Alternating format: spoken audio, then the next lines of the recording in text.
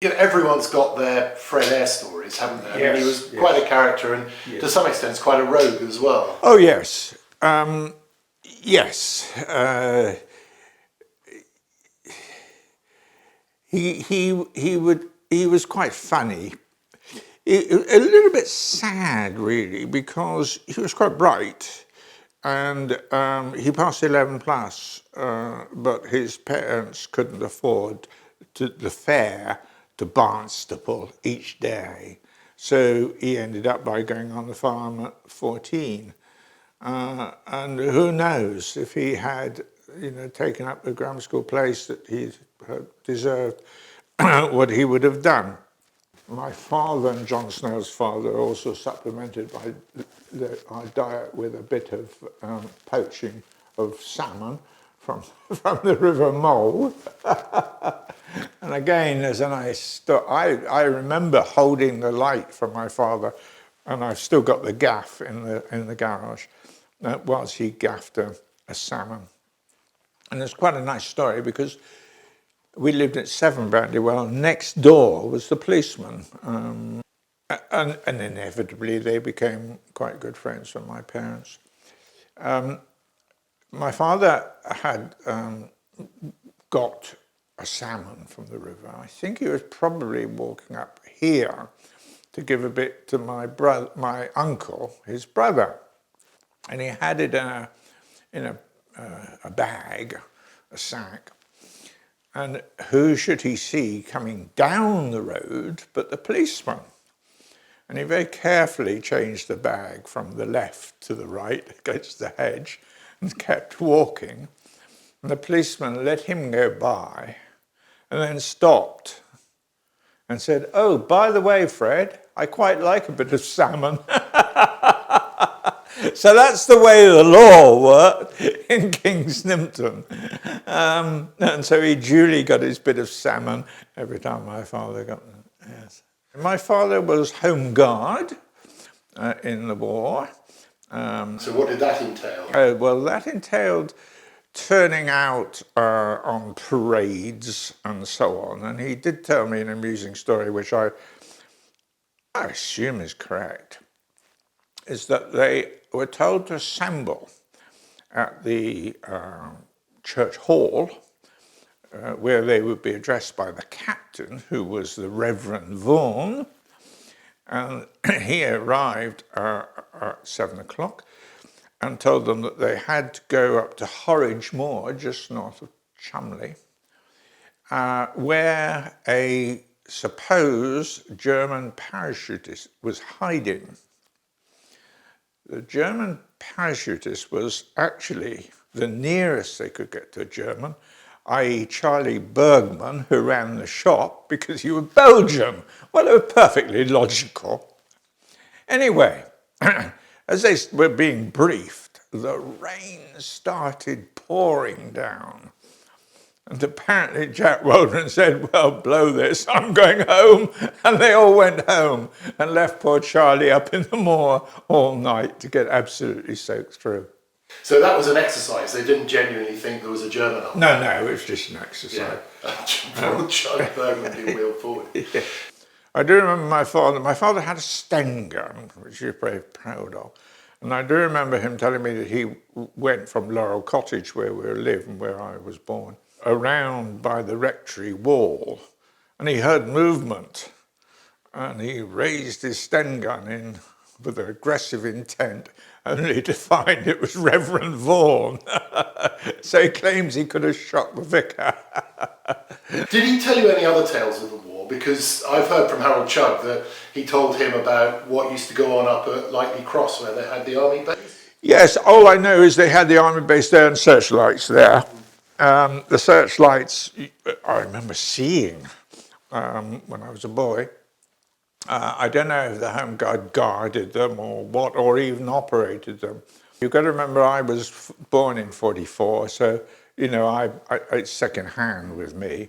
But certainly, and like I say, I mean, Harold said that Fred had shown him on the ground where there were searchlights and anti-aircraft guns. Yes, there were. But, I mean, what would they be doing there? I mean, we're in the middle of nowhere. Well, in the middle of nowhere, but of course, planes used to come over this way to bomb Plymouth. I think it was a route either from Coventry to Plymouth or down to Brest, that sort of thing. I'd heard also that it might have been between Plymouth and Cardiff, because Nora Yes. Tucker talked about living up on High Ridge and Yes, you'd she hear the would. planes go over. Yes, And 10 minutes later, the sky would light up over Cardiff. yes, it could be. It could well be. And indeed, in June '44, a plane came over King's Nympton and dropped a bomb in the first field in the park. And when I was a boy, we used to play in the bomb crater it's filled in now. Apparently, the window in my room was blown in and glass showered my cot. So there you are, you're looking at a war hero. And in fact, also with the one that dropped the bomb in the park, according to Arthur Isaac, that plane then crashed close to Waddington. Oh, really? Yes, I didn't know that. Apparently the same one. Yes. So maybe it was jettisoning bombs. Yes, I think it was. It was being chased and it was jettisoning its bombs. It wasn't bombing King's Nympton as such. So, yeah. But even so, unbelievably close. I mean, another couple of 100 yards. Oh, it would have got, the house would have gone, yes. I mean, so there you go, but for the grace of God and all that sort of thing. Certainly when I was a boy, I mean, 46, 48, one was used to seeing huge numbers of Lancasters and whatever going over, 50 at a time. And what about your mum in all of this? I mean, Right. was she quite a character too? Yes, my mum had a hard life. She was born at Satterley, where her father had a small holding. The story goes that David Elworthy, who owns Satterley Barton, was a boy when his uncle or elderly relative died and left him the farm. Well, there's no way as a boy, I don't know, 7 or 8, that he could run the farm.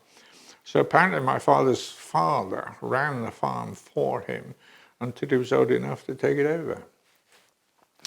Anyway, my mother had a little bit of a sad life, to say the least, in that her father had married somebody called Caroline, who, aged 29, was crushed to death by a cow. I mean, there's no health and safety on those places then. And my mother was a matter of 3 or 4 years old. So she didn't ever know her her natural mother. Her father then married her natural mother's sister. I don't think my mother particularly got on well with her. And to be honest, from what people told me, they used her because she was the youngest. She had 4 older brothers. They used her as a bit of a slave labor on the small holding. I mean, you name it, chicken, poultry, sheep, cattle, she knew all about it and could do it and did do it. So she worked very hard indeed until at some point she met my father and moved to King's Nympton. Even then, life was quite hard. But my mother was actually quite ambitious. And she was absolutely desperate, I recall, in the 50s, to buy a farm called Fair Oak, well, a small holding, about 90 acres, called Fair Oak, which is just down from Chittermalt. And she was dead keen on doing it, whereas my father, who was risk averse, wouldn't do it. It's interesting. She would have flourished, and that place would have been A, spick and span, and B, would probably have done very well. But such is life. She worked incredibly hard for the church. I don't know if you recall, but before heating was in there, for something like 30 years, my mother lit the gas lighters every day, every Sunday.